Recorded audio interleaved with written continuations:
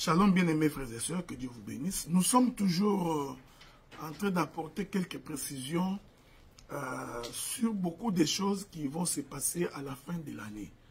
C'est parce que justement, c'est pendant la fin de l'année comme ça que nous y trouvons beaucoup des aventuriers, beaucoup de charlatans, beaucoup de faux prophètes. Il faudrait toujours préciser que s'il y a un faux prophète, c'est qu'il y en a aussi les vrais, ok? Il faut le savoir. Donc s'il y a un faux prophète, c'est que les vrais prophètes également existent. Voilà pourquoi, quand nous faisons des interventions comme ça, le vrai prophète ne s'en inquiète pas. Parce que ça ne le concerne pas. Mais le faux prophète, lui, il est agité et il commence à faire des gesticulations de gauche à droite. Le 31 décembre n'est pas une fête chrétienne. Ce n'est pas une fête recommandée par la Bible. Il est important que vous le sachiez. De la même manière que la fête de Noël n'est pas une fête de Dieu, de la même manière, la fête du 31 décembre n'est pas une fête de l'Éternel. C'est une fête qu'on appelle Saint-Sylvestre,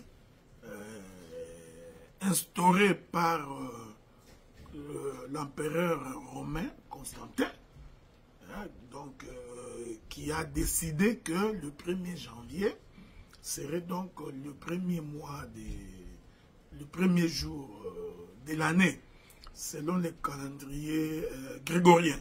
Ça, vous devriez le savoir. Voilà pourquoi nous considérons que tous les pasteurs, tous les hommes de Dieu qui font du 31 une journée spéciale, c'est-à-dire la nuit du 31 au 1er, ceux qui en font une journée spéciale sont donc des idolâtres. Ce sont des gens qui ne comprennent pas Dieu.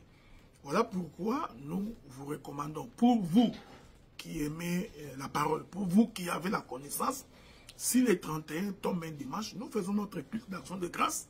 Nous bénissons le Seigneur parce qu'il nous avait gardés. Mais si le 31 tombe un mardi ou un mercredi, rassurez-vous que nous n'allons pas faire un culte le 31, la nuit. Donc c'est comme ce 31 ici tombera un dimanche. C'est la raison pour laquelle nous ferons notre culte de dimanche le 31 parce que ça tombe un 31. Et dans notre entendement, nous voudrions tout simplement remercier Dieu pour nous avoir gardés pendant toute l'année. Et nous saisissons cette occasion pour les remercier. Mais nous ne faisons pas de ces jours-là comme une fête en l'honneur de l'Éternel. Nous n'en faisons pas comme dans tous les cas, nous rendons grâce à Dieu tous les jours. Que ce soit lundi, mardi, mercredi, jeudi, vendredi, que ce soit au mois de juin, au mois de juillet, au mois d'octobre, au mois de novembre, tous les jours que le Seigneur nous accorde, nous avons donc l'obligation de lui rendre grâce, de le remercier pour ça. Alors je voudrais, pour vous qui allez fêter, on ne vous empêche pas de fêter, parce que la Bible dit que personne ne soit jugé à propos du boire et de manger. Donc nous ne vous empêchons pas de fêter, mais il faudrait que vous mettiez, que vous ayez la connaissance que cette fête-là n'a rien à voir avec Dieu. Ok? Donc c'est une fête mondaine, c'est une fête que le monde a décidé que cela soit ainsi. Donc il ne faut pas créer des conflits dans des maisons, des discussions. Nous n'avions pas fêté, on n'a pas mangé le poulet. Mon mari ne m'a pas acheté une pièce, il ne m'a pas acheté une robe, il ne m'a pas fait de cadeaux. Il ne faut pas en faire un drame. Il ne faudrait pas que cela déborde. Maintenant, je voudrais dire, je précise encore, que c'est justement pendant des journées comme ça que beaucoup de pasteurs cupides, les arnaqueurs, profitent de l'occasion pour vous soutirer l'argent. Voilà pourquoi j'ai toujours dit, si pendant toute l'année, tu as été incapable d'offrir à l'Éternel, si pendant toute l'année, tu as été incapable de donner ton offrande, ta libéralité, le salaire des serviteurs de Dieu, si pendant toute l'année, tu as été incapable d'apporter quelque chose dans la maison du Seigneur, il ne faut pas croire que ton offrande que tu donneras le 31 va couvrir tes forfaits ou tes offrandes que tu donneras le 31, aussi grandes que cela puisse paraître, te donnera accès dans la présence de Dieu. Voilà pourquoi, bien aimés frères et sœurs, la Bible dit mon peuple périt parce qu'il lui manque la connaissance.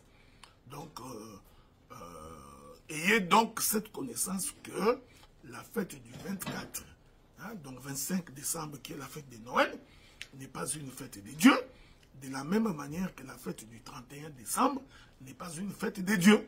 Okay? Donc, ce sont des conventions humaines.